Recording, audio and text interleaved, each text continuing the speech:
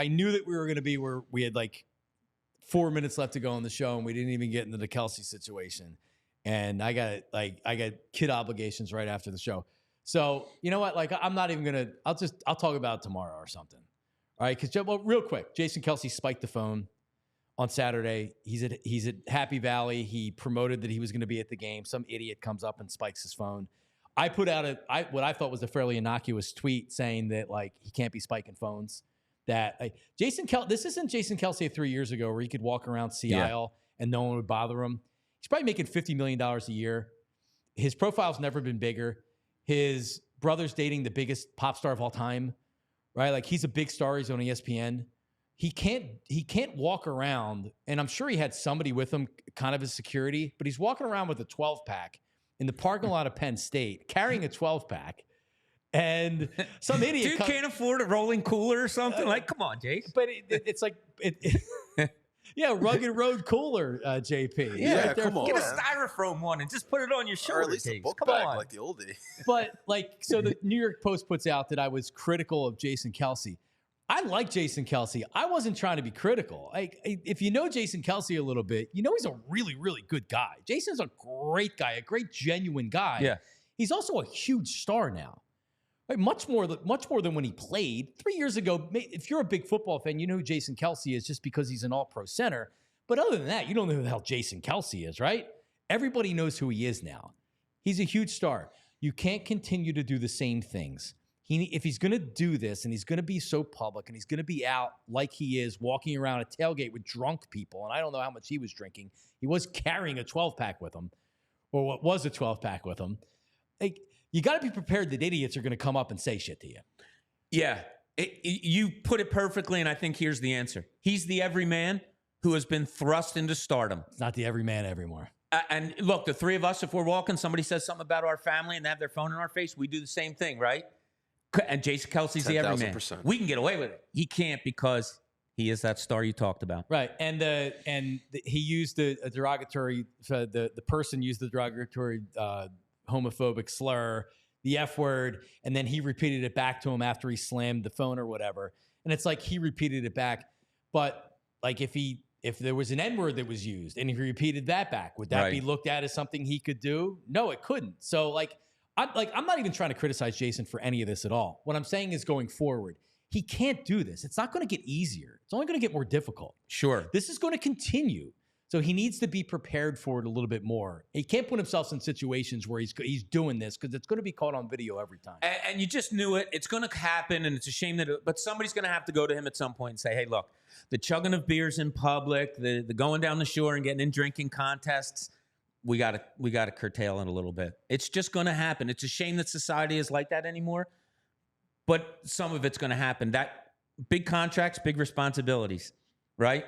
But you wonder if he's going to see that, or he's going to say, but this is what's making me famous. I mean, before every Eagles game, shotgunning beers, I don't know if he needs to do that before every Eagles game.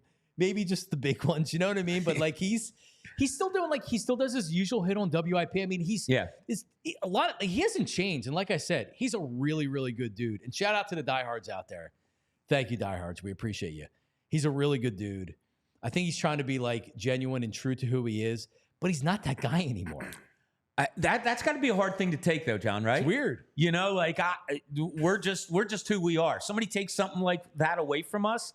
That's got to be hard. No matter how much money you make, he wants to be who he is. Yeah, but you got to dial it back a little bit. So yeah, it's unfortunate, and why people have to try to make names for themselves acting like that is ridiculous to me. You know how I got tipped off to the Post putting out the story? I had somebody in my DMs on Instagram, like this mean message. And I'm like, what is this person talking about? And then she replied back. She was from Australia. She's a Chiefs fan from Australia.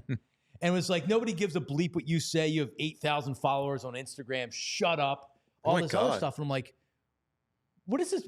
And it was because of the story. So then I start getting all these DMs. And I'm like, I didn't even know what happened. And I'm like, oh, and then I Google it, and I'm like, oh, right. Wow. Someone's headline reading saying that I'm ripping Jason Kelce for spiking the phone. Because I guess nobody else in the world has the balls to actually have the common sense and say, like, listen, you're an adult. You can't be spiking the phone. I realize that I think the everyman thing, like you talked about, everyman's like, that guy was an idiot. He deserved everything he got, which, by the way, he did. Screw that guy. I'm not defending that guy. Sure. He's lucky he didn't get his ass kicked. Yeah. All right. Jason can't act like that. He can't muck himself down with a loser like that. Hire a couple other security guys to where they can easily walk. If you're going to be out there in public, Bob, you need to have more security that can walk that guy away. Yeah. Period. And you know what? Kelce's defense probably would be, okay, if that's the worst thing I ever do is smash a guy's phone who called my brother that, my bad. Yeah. You know what I mean? He didn't punch the guy. He didn't grab the guy by the throat. No. He smashed his phone. I mean, like I said, I'm not even criticizing him for it. I'm looking at it like I really like Jason, and like I don't want it to.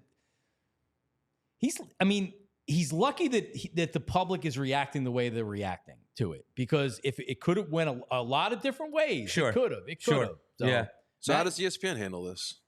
Now he's like a part-time employee. It's a good question. Yeah, like I said, if it was a punch, a touch, a shove, it could have been worse. But he grabbed the phone and smashed it. Okay, buy the guy a new phone. I don't pay think first plan for a year. I don't know. I don't think it's that big. I don't think he should do anything for the guy's phone. He deserved it. Here's how I think it's handled. I don't think ESPN says anything.